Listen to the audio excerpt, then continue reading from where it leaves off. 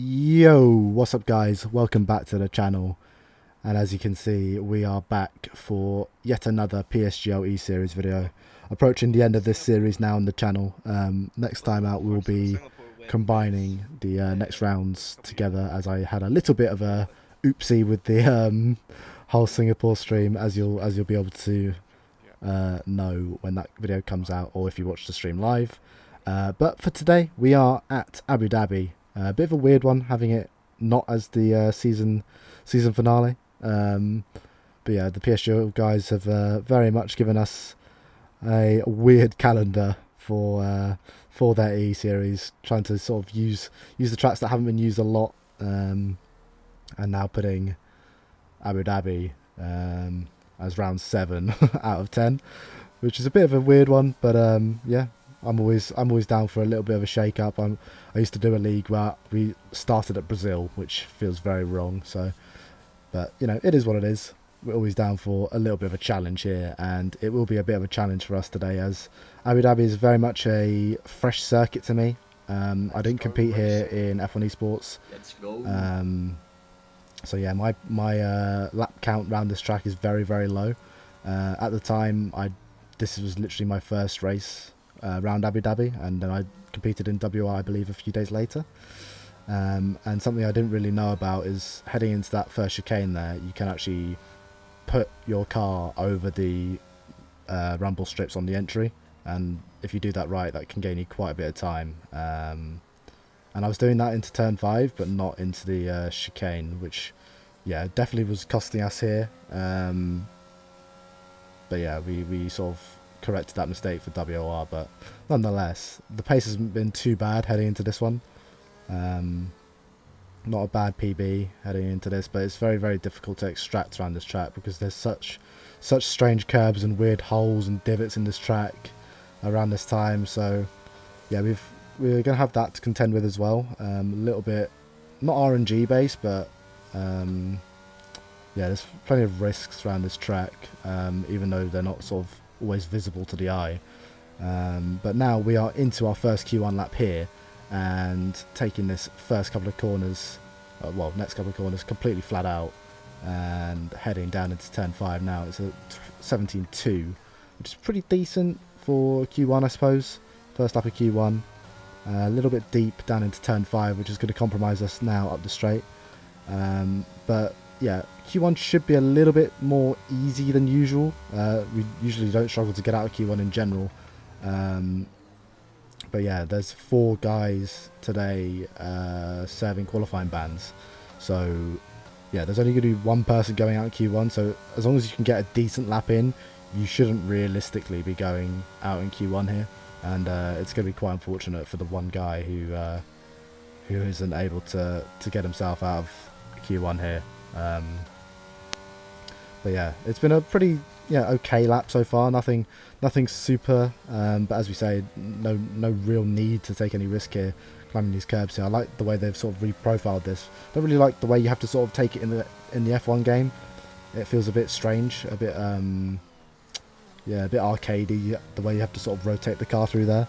But we come across the line, set of 22.7, should be safe. And as we skip on to the end of the session, sadly for Nardi Perez, he will be the one falling short of Q2 here, as we go through P2 and 3, and we come across the line, set our first banker in Q2 of 23.6, and then we improve onto the new tyres with a 22.6. We are not happy with that one, and we don't believe that will be completely safe heading into Q3, so we're going to have to go again and waste another new set of tyres. But it's always better off, you know, using the extra set of tyres rather than taking the risk and potentially be starting, you know, down in the midfield, because those new soft tyres are not going to help you get out of that position really, unless there's a safety car, which aren't very common on this game.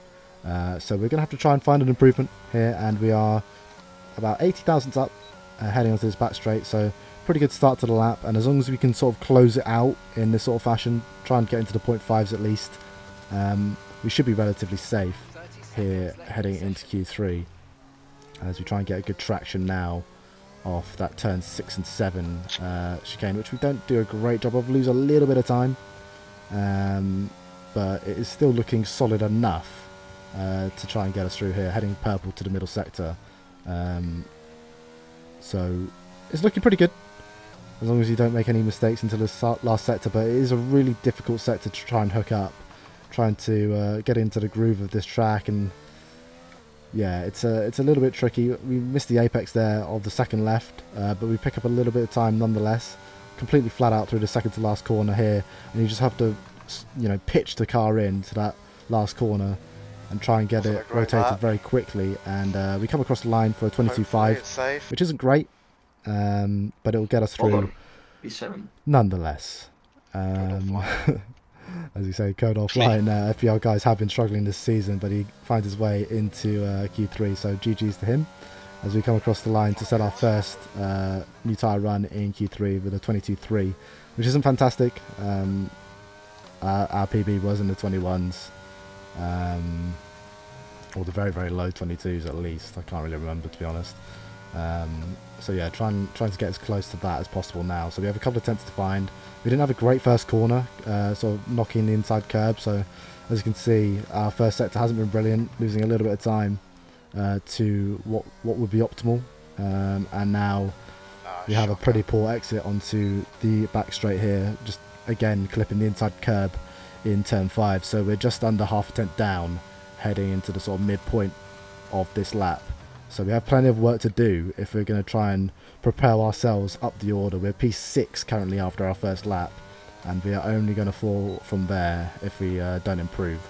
So picking up a little bit of time through the chicane, but we have a big opportunity now coming to sector 3. We didn't have a great run through it last time on our previous lap, so there is some time to gain and positions to gain as well. And let's see how we negotiate that down the hill now through this awkward right hand, and then the double left once again. We pick up a lot of understeer. Brilliant. And we wash ourselves off the track. I had a fucking and as we say there, we didn't have a screen freeze. Downhill right. But we had a stutter, and I don't even think the recording picks it up, given that it only records at 60 FPS. But yeah, unfortunately, we had a bit of a stutter, and it kind of put us off through those couple of corners. But yeah, that kind of ruined our qualifying. I think if we would have closed that out properly, we would have been around our teammates' pace. But yeah, the top two were, well, especially Ronhar was very, very much untouchable in qualifying there. But we have 5 red lights, and it's lights out and away we go. And we get a pretty good launch compared to Isfan Pookie here, immediately up into P7. But we're going to get a little bit boxed in here on the inside as he sends it back around the outside, actually leaving the circuit. Having to take evasive action of Duncan Hoffman, given how fast he went in there, trying to retake our position. So we're going to have to sort of filter in behind for now and see where these guys place themselves into turn 5. They go to the inside, so we go to the outside, try and do to him what he did to us, and take that superior line round the outside and try and pick up the slipstream from Duncan Hoffland here. But it looks like Isfan is pretty fast in a straight line, so we're going to stop using the battery so much and try and feint a move to the inside, make him defend. And we're going to, once again, choose the outside line as he knocks into the back of Duncan Hoffland, trying to defend from us. So a little bit clumsy there on the inside, and we're still going side by side here. And we're trying to force him over so I can get a little bit of slipstream from Duncan Hoffland there, which we're kind of half and half right now. And we're just about ahead, heading into this long left-hander. Who's going to blink first? We're side by side still, heading into this third sector. And we pick up a little bit of a slide, trying to get on that overtake button as quickly as possible. And we get a track limits warning here, but we're still going side by side through this tight and technical third sector, and it's really not the place to be going side by side here. We can pick up another warning. To take warnings, giving this guy room. Like, what is he doing? And as we say there, like, it's such a tight section to try and go side by side, and he was determined to keep on going side by side with us. Absolutely crazy. But yeah, we get the move done nonetheless, but at the cost of 2 track limits warnings. As we skip onto lap 6 here, we go horrendously deep onto the brakes. And yeah, we've been trying to recuperate the ERS, as it's pretty difficult to recharge around this track. And we've just had to burn a good 10-15% there because of our silly mistake. Just a bit of a lapse of concentration here. We're actually skipping 10 laps onwards now into the pit window because it's just one of those typical races where we were just stuck in a DRS train. No one was really going anywhere. I think the leaders were occasionally swapping, and now we're just essentially doing the opposite of our teammate here into the pits, locking up again on these bumps on this track. Right, pitch now. So yeah, again another bit of a whoopsie on the brakes. So losing a bit of time there into the pits, which is yeah, not ideal, as Dylan Warren and Duncan Hoffland pit ahead of us. Do your thing, Alvaro. So I think with that mistake especially, we're going to get a little bit held out of our box, but I think we were going to get held anyway a little bit there, so that's not ideal. So yeah, we've gone from being well within that DRS window to, if you look to the top left and wait for that to update here as they come out of the pit lane, we are now 1.5 seconds behind Duncan Hoffland here, and we've had the opportunity to save some battery into the pit lane, but we're now again gonna have to burn it all, or well, not all, but burn quite a bit of it to try and get back within this DRS range, because it's so critical, and it's just such a shame. Like these little details are going against us today, but they are battling with the back marker here of Jack West, part of the Parnell Racing team here, as they do come together. Dylan Warren and he, yeah, a little bit of yeah, I don't know if it was a bit of a side pod glitch there, but essentially Dylan came out of that with a bit of wing damage, which I didn't know at the time. We didn't know at the time, so we were sort of treating it as if we were still racing him, which in reality we wouldn't be a few laps later. But now we are up a position net now with that incident, so always grateful for something like that, always grateful for a free position, and I think we'll be gaining another here out of the pit lane. Watch the warm up, Alvaro. As there are still some cars that were behind us yet to pit. Leroy Brown will jump ahead of him in the pits here. So we should be looking at a net P6 here heading out the pit lane as our teammate comes out right in front of us. And what are we going to do here down into turn 5? He thankfully lets us go as he has the very cold tyres heading out the pit lane. So good teamwork there.